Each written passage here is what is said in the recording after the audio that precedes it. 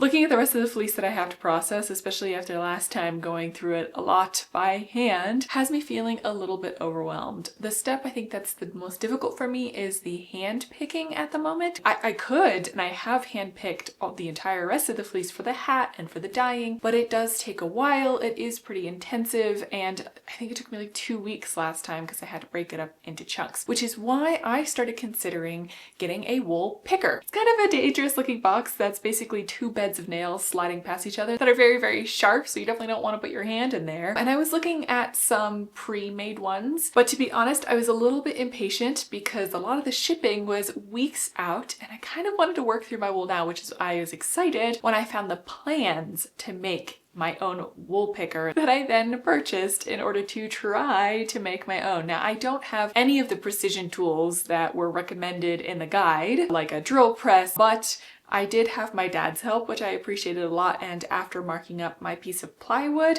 we sawed it. What we didn't realize, we do have a table saw, but we had to move it in order to set it up somewhere else, and that the blade of the table saw is typically perpendicular to the surface, and when we moved it, we didn't realize that it kind of knocked it out of balance, so some of my cuts were a little bit off, but that's okay. And my dad also said, you know, I don't know that I can cut some of these more precise pieces. We just don't have that much precision equipment, but he reminded me that I have a 3D printer, and so instead of cutting out all the bits that have to be exactly precise, why don't I print them? So after having all of my parts ready, the next biggest task on making this wool picker was sharpening all the nails. I think there's, again, a certain kind of tool that the original instructions recommended that you use that I don't have. So I just had sandpaper and I put on a good show, and I spent a long time hand sanding 98 nails to a very sharp point. I still have blisters on my fingertips from doing this,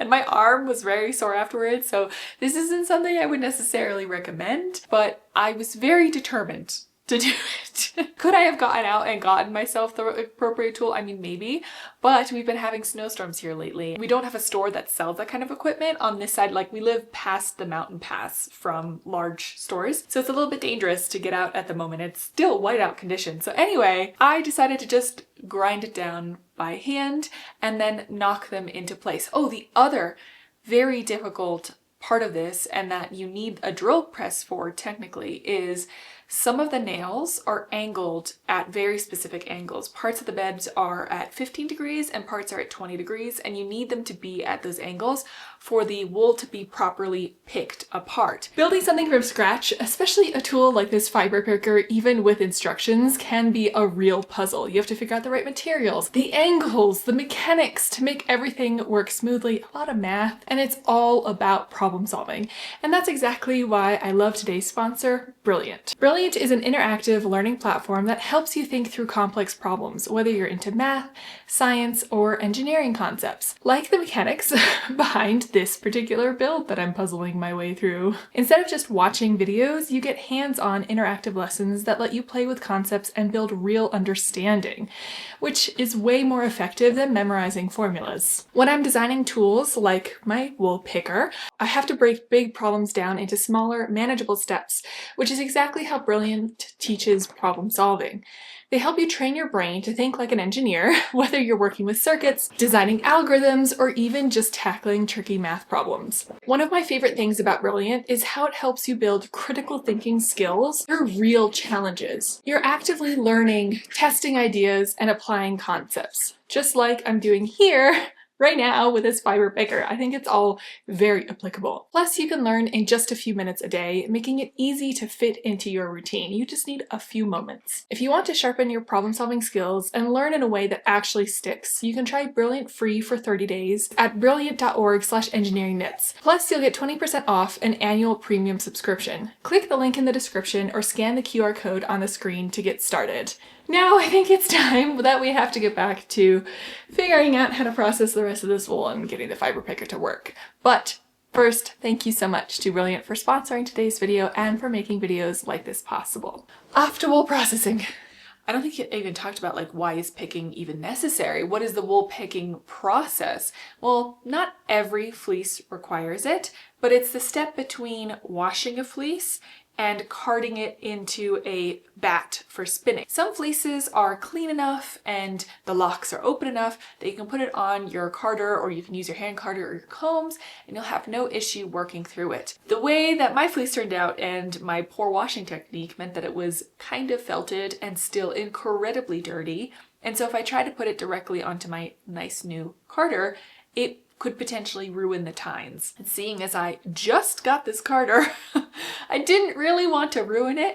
So that's why I had been hand picking all of it, but it's pretty tiring. And by hand picking, you're just separating those locks, those bits that are kind of like really tightly packed together, opening them up a little bit more so that when they go through the carder, they won't be pulling at the tines or anything. It also helps remove the dirt because you're moving the fibers apart, allowing the dirt to drop out. You'd be surprised. My floor, I'm talking about this after I did all the picking, it is so dirty. The amount of dirt that drops out of the fleece, even though I have washed and scoured, admittedly not very well, but I did wash and scour the fleece, is kind of amazing at every step. So that's why I needed a picker for this particular fleece, because of my poor technique, but I was just too tired to do it by hand. And it might not be the last time you need a picker. It's really fleece dependent and what your end results, what you're hoping for dependent. So that's why I wanted and or needed this picker for my particular process. So we were talking about needing a drill press to drill precise holes so that the nails at the appropriate angle against each other,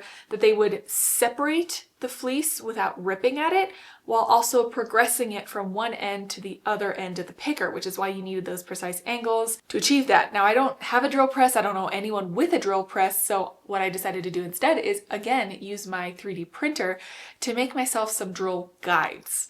Specifically for my particular drill bit, and I made one for 15 degrees, one for 20 degrees.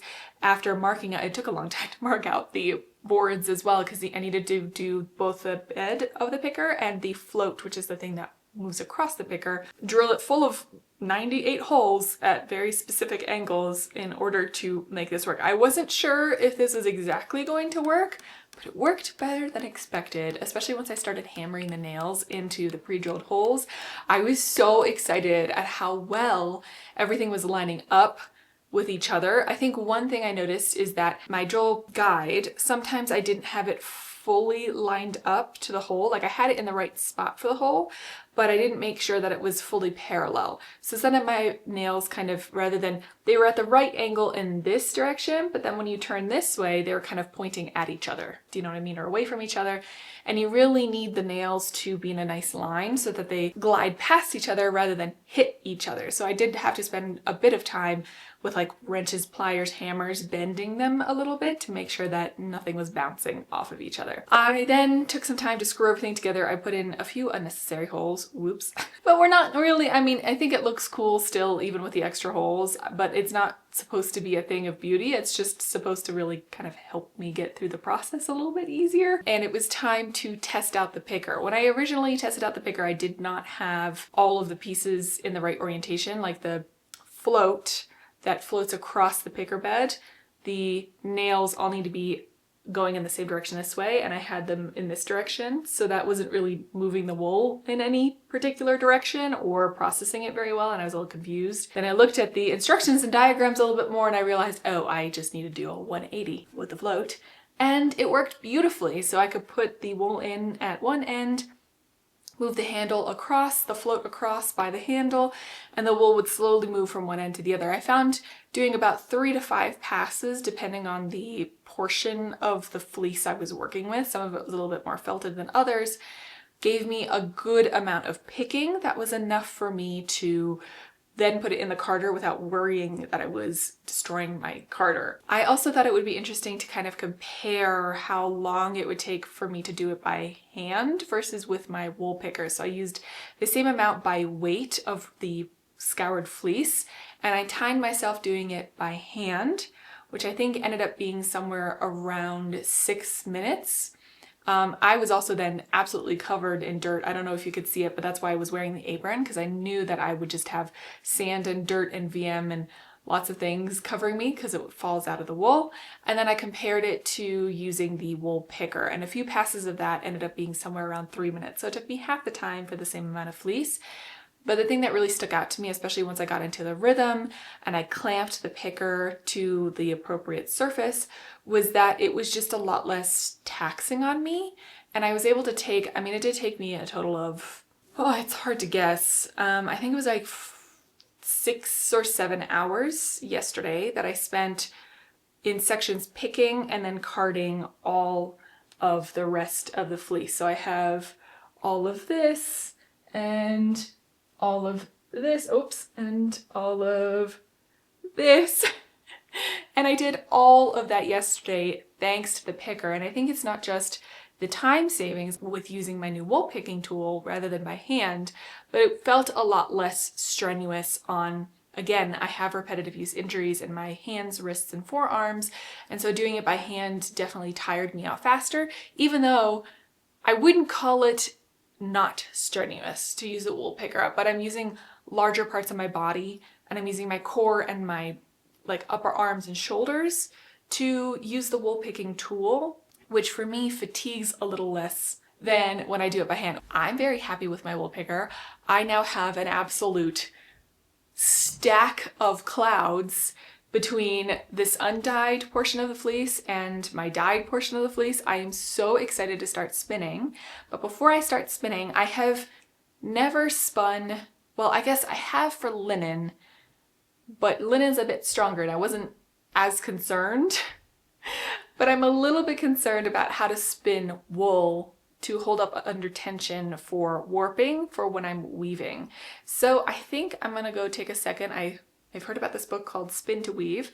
I'm gonna read that and see what they suggest. And then I will see you again when I am preparing to start spinning my wool. Oh,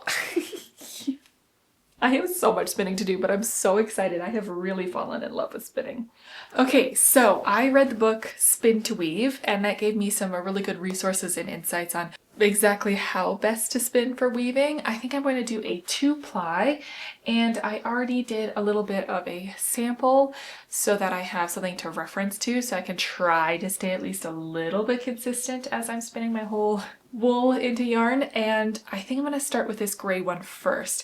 What I will do, I think, just so we can, I'm just so curious to see what the result of all of this is going to be, is I'm going to spin a little bit of each color, and then we can take a look at the result all together and see what it might look like when I finish spinning. I probably won't finish spinning in this video, but we'll at least be able to have a look. And this one, if you remember, this gray one is one that I layered between the light and dark gray colors. So I think it'll have some really nice effects as I start spinning up. I might have to actually split this again. That was a really thick bat that I created. So I'll start spinning this and see how it turns out.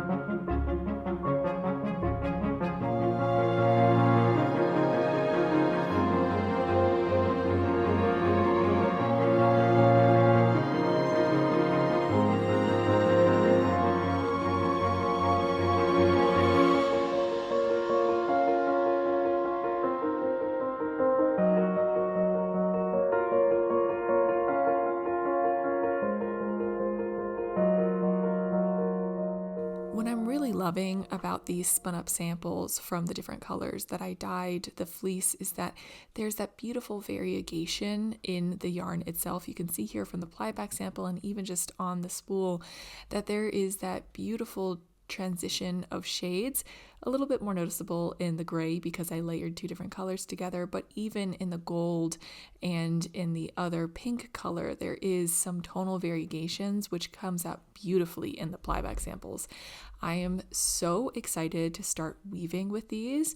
Next time we have to spin up the rest of all of the fleece that I've prepared this time and weave it into a shawl so I can finish my first fleece to shawl project. I am so glad that I created the wool picker to help save my hands to prep all the rest of the fleece, and now it's just time for me to sit down at my spinning wheel and get to spinning on all of this, and then we can take all of these beautiful colors over to the loom. Well, I'll have to do some calculations first and some design work first, which should hopefully be fun for you all to watch too, and then we can start weaving our plaid shawl design.